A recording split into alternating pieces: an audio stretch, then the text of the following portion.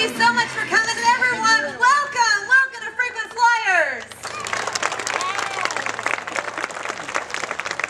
Excellent flights by all of our opening birds. So you just saw birds from all over the world. And let's see what we start with. We had Phoenix, our crested caracara, South and Central American bird of prey, coming down from there and around the corner. We had Sue, our vulturine guinea fowl, come up from the hole and run that way. How many of you saw those three birds that flew across stage and over the hillside?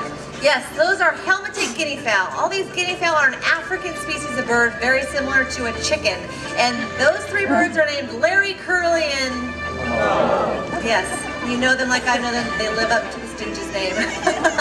Also, you saw Cusco and Manu, our beautiful macaws circling the stadium. My name is Heather, and I'd like to welcome you to our Frequent Flyers Bird Show. You know, folks, birds are so different from other animals that we thought they deserved their own show. Really what sets birds apart from the rest are the feathers. Feathers are for insulation, for decoration, as well as for flight. So, on the topic of flight, I'm sure some of you have heard this several times already, but if at any time during this show you think that you might need to duck, please follow those instincts and duck. In fact, we insist if a bird is in the air, please stay in your seats and keep your hands down. Let these birds do what we train them to do. We have conditioned our animals to be very comfortable coming in very close to your heads for the best possible experience for you guys. So what I'm saying is take a seat as soon as possible because this next bird is a very low flyer. In fact, we're going to wait for everyone to take a seat because we can't let this bird go until everyone takes a seat. So we'll wait because I'm going to have to. All right, because the bird we're going to show you is a very elegant bird, and it's going to be coming right over the tops of your head. So as soon as everyone gets settled, it looks like we are close to getting ready. Right there. All right. This next bird is one of the tallest birds you'll be seeing on this stage today. She hails all the way from East Africa, our East African field exhibit, that is. Ladies and gentlemen, please welcome out Taji, our East African crown crane. So there are many species of cranes that are very serious, like a topic called migrating. One example is a Siberian crane will migrate 10,000 miles round trip just to find a good place to nest for the season. So Taji here is an East African crown crane. Here she comes. And at the moment, these birds are not endangered. However, 11 out of 15 species of cranes are endangered, or they are considered vulnerable. So here at the park, we do what we can to help, of course. We have 6 different species of endangered cranes here that are set up for breeding, and occasionally we do something that you might find interesting. We have been known to do a process called cross-fostering, but first, she's getting ready to make her way back over. So we always prefer that the parents raise their own chicks. But for whatever reason, if we have a pair of cranes who are not taking care of their eggs, those eggs are still very precious to us. So what we do is we cross-foster those eggs out, which simply means we take those eggs and give them to a different pair of birds who are experienced and good parents, even if it's a different species of bird altogether. Watch her final flight. Her shadow over the grass is the prettiest part, I think. Well, that is cool. Ladies and gentlemen, that is Taji. She's our East African crown crane. Thank you, Stacey. They have the same legs. So here at the park, we have several types of cross-fostering. One example is we have turtle doves raising a very endangered bird called the Mauritius pink pigeon. And some zoos have taken cross-fostering to a huge extreme. Some zoos have gone as far as using chickens, and I'm talking about ordinary farm chickens, to incubate the eggs of bald eagles.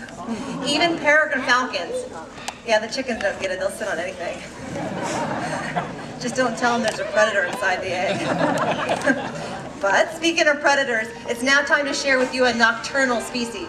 And if you are thinking owl, you are correct. Yes! Eagle owls are the largest types of owls that can be found in the world. Now they differ from cranes because they do not migrate. Owls find everything they need right where they live. They claim a wide territory, find a nice high spot to sit, then they patiently wait for a prey opportunity to present itself. Folks, usually the owl sees you before you have spotted our owl, so let me help you out. Focus your attention to the top of our TV screen. Soon you'll be seeing the dark chocolate eyes of Thatcher. Thatcher is our milky eagle owl. So there are a lot of myths that surround the owl. The biggest myth of all time is that these birds are wise. That is not true at all. But what they lack in intelligence, they make up for with an incredible set of senses. During the daytime, his vision's 10 times better than ours. At night, it's 100 times better. And his hearing is so acute, he can hear a mouse just step on a twig from 75 feet away. Ladies and gentlemen, that was Thatcher, and Thatcher is our milky eagle owl. Eagle owls are the largest types of owls that can be found in the world. And despite his large size, he weighs a whopping 4 pounds. A woman's 4 pounds. He's all feathers and 2 big eyeballs. You know, a bird of prey like Thatcher can eat 2,000 to 3,000 mice or rats a year. 3,000 mice a year sounds like an impressive number of rodents, but it's really not that impressive if you knew how fast rodents reproduce when you let them. So I'll share that tidbit of info for you. Because if you take just 2 mice and you put them in a field and leave them alone for a year to do whatever they might want to do, you come back a year later, you will have over 1 million mice in that field from that one initial pair. So you can see how important it is to have birds of prey around, because obviously what they will do is keep that rodent population down, which in turn gives us that nice healthy balance out of nature. A long time ago we had a rodent problem here. I know it's hard to believe that at one time we had rats and mice all over this joint, but I'm telling you, since we started flying our birds of prey, I have not seen a single mouse since. It's awesome. I don't need to worry about the problem anymore, because at this point, the problem is completely behind me. Glad you guys are having a good time. Oh my God. All right, it is now time to share with you guys a hunting demonstration. A hunting demonstration with the fastest animal in the world. Any guesses? I heard cheetah, but please keep in mind this is the bird show. Cheetah is a very good guess. Cheetahs are the fastest land mammal. The fastest animal in the world is the falcon. Good job, you guys. What we're going to share with you is a hunting demonstration. You see, falcons are different from other birds of prey because they prefer to hunt other birds. Birds that they take directly out of the sky. You have to be much faster and much more maneuverable to catch other birds out of the sky. Charlene's joining us on stage, and she's going to be swinging around a leather lure. That leather lure is meant to simulate another bird in flight, because Charlene does not know how to fly herself. That's the best we can do. What she's going to show you is how falcons will repeatedly dive at their prey so they can outmaneuver them and then knock them out of the sky. So it's important everyone holds your seats, because she's going to cut low over the audience. So ladies and gentlemen, it's my pleasure to introduce to you the fastest animal in the world. This is Java, our North American peregrine falcon.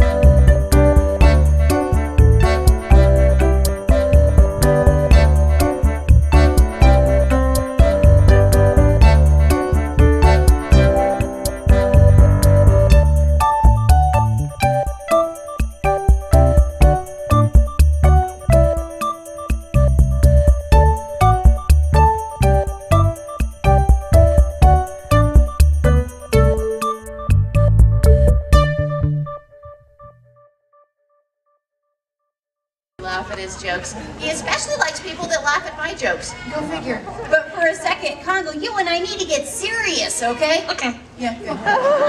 Okay. You sure you're okay with it? Okay. Yeah, okay, good. Yeah. The Because parents we said take okay. conservation very seriously. In fact, take a look at our entryway. You guys see all those colorful flags out there? Well, those flags represent just a handful of the countries around the world in which the Zoological Society of San Diego is hard at work on conservation. It's one of our favorite topics around here. You guys are going to hear a lot about it today. Congo and I hear about it every day.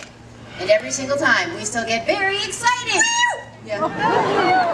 We do, because conservation is so important to us, and you folks have helped us to do conservation just by joining us today. Every single one of you guys helped us out today. You see, every little bit that we do here at the Wild Animal Park is helping to conserve wild animals and the wild places they call home.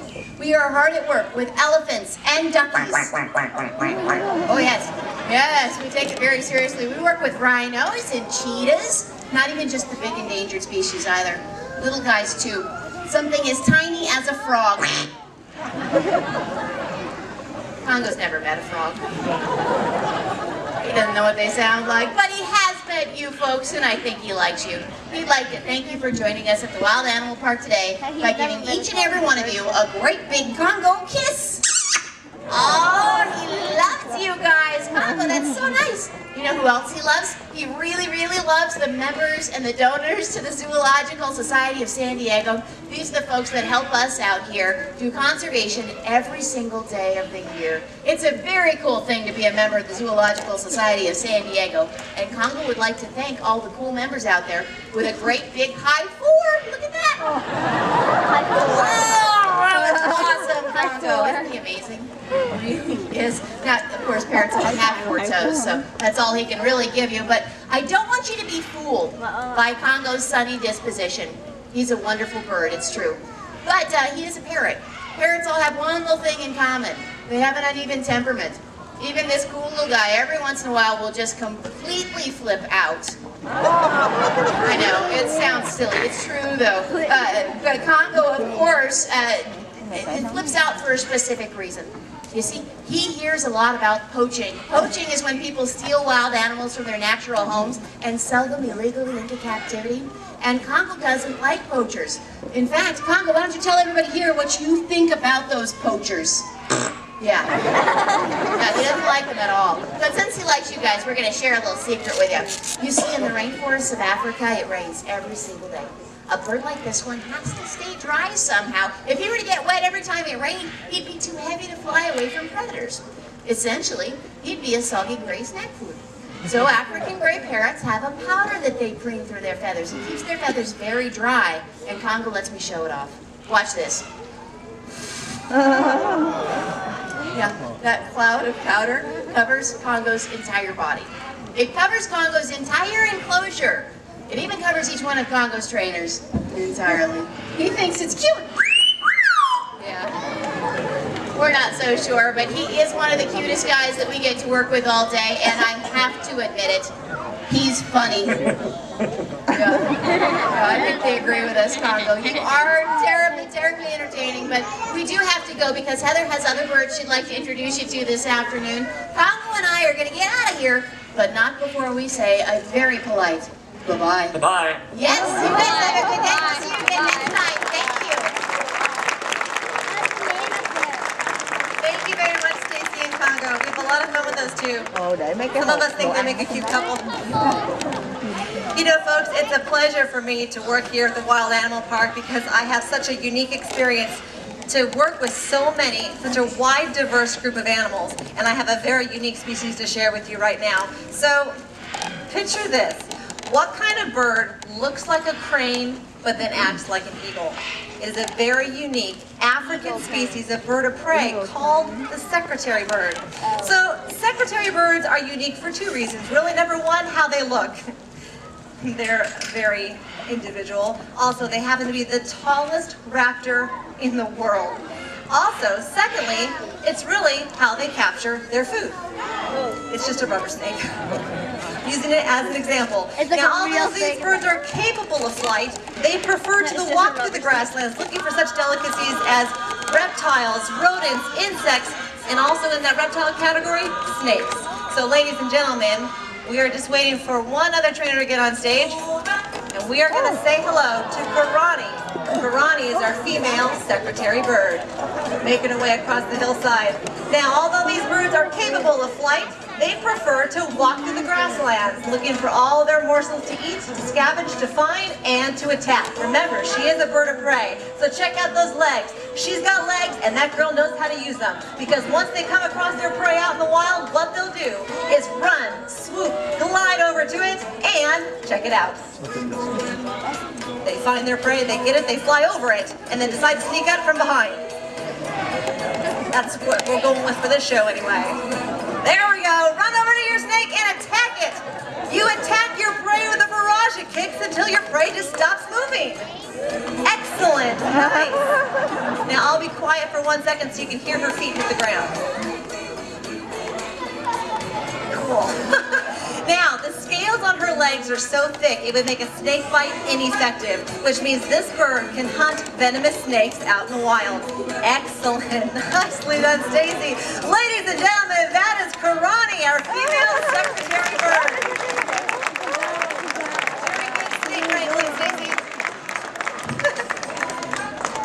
That's always fun. Now, you might be wondering, why on earth would this bird be called the secretary bird? It's not like she takes notes, right?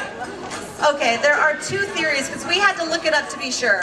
The first theory is some people believe that to the early biologists, the secretary bird resembled the first legal secretaries, the men with the gray tailcoats, the white wig, and the feather quill pin stuck behind the ear. I can see that. But a more likely theory is that the term secretary is derived from an Arabic term that means hunter bird. Regardless of the theories, it's obvious in today's PC world that the modern secretary bird would rather be called the administrative assistant bird. Thank you very much for that. You know, folks, I really hope you get a chance today to visit Condor Ridge. There we have our high-profile and highly endangered California condor exhibit for you to see. You know, folks, at one point, the California condor's numbers out in the wild dwindled down to 9 birds. 9 birds in the wild, only 27 total in existence. They were in desperate need of help, and we were willing to help them, but at that time, not a lot was known about the California condor. In order to have a successful breeding program in captivity, you have to understand everything about that species and how it exists out in the wild. You have to know what makes them tick. So what we did is we turned to the closest relative to the California condor, its South American cousin, the Andean condor. With that information applied, today there are over 300 California condors in existence, living in 5 protected sites, 150 of them living in 5 protected sites. Lots to do. A lot of this success has to do with some facilities and a very important bird called the Andean condor. It's my pleasure to introduce to you our young Andean condor. Stay in your seats, folks, because coming from the tops of your heads, weighing in at almost 20 pounds and with a wingspan stretching across 11 feet from tip to tip, folks, meet Suyana, our 2-year-old female Andean condor. Now, she is not a baby, she's a juvenile. So she is full size, full grown. She just does not have her mature feathers. There she goes. Beautiful flight. Ladies and gentlemen, that is Suyana. Oh, wow.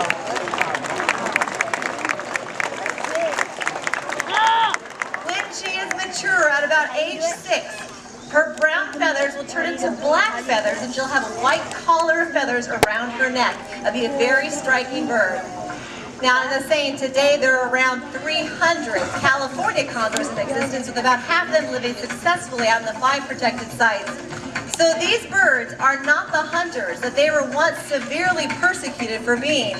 These birds are scavengers, just like the turkey vultures you see flying around our skies today. As long as we look alive and we have a pulse, we have nothing to worry about from these birds.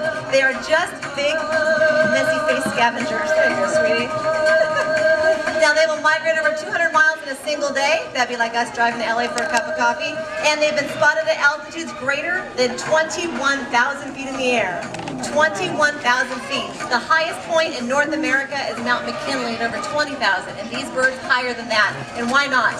They have an amazing wingspan, 11 feet from wingtip to wingtip. These birds are designed for gliding and soaring at incredibly high altitudes. Therefore, they are powerful, graceful, and beautiful in the air, high above. However, they lose that grace and beauty when they get down closer to Earth. They're gangly, they're gawky, they can't walk a straight line to save their life. That's what they look like. And to top it off, they run like a chicken. Show her, Stacy. That's what it looks like. Thank you very much, Stacy, and that is Suliana, folks, our female Andy,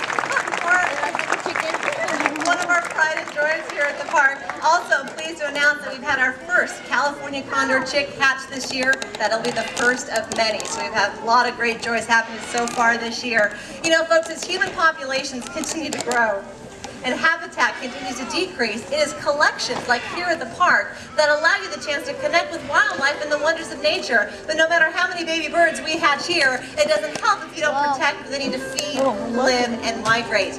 You know, it was a Senegalese naturalist that said that in the end, we can serve only what we love.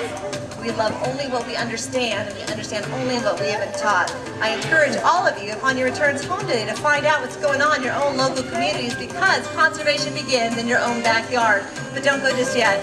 I have got 2 more birds that I want to share with you.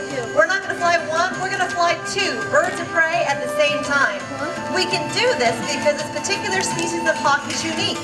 They're unique because they are social by nature. Normally, birds of prey hunt solitary or with a mated pair, but not the Harris hawk. This southwestern bird of prey will hunt in large family groups, up to 22 birds at one time, which allows them to catch prey much bigger than they are hunting on their own. They're a relatively small hawk, but because they hunt together like a pack of wolves, they can take down a 13-pound jackrabbit, even though they barely weigh a pound themselves.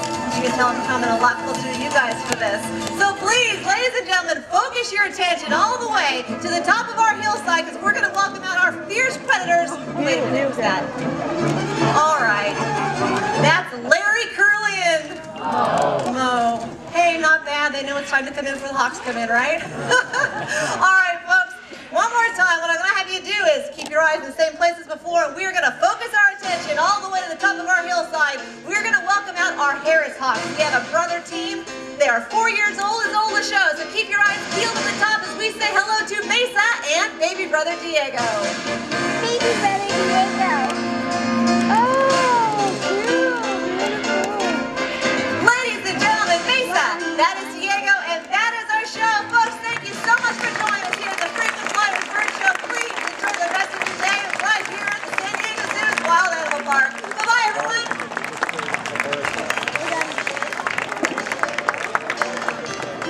Thank you.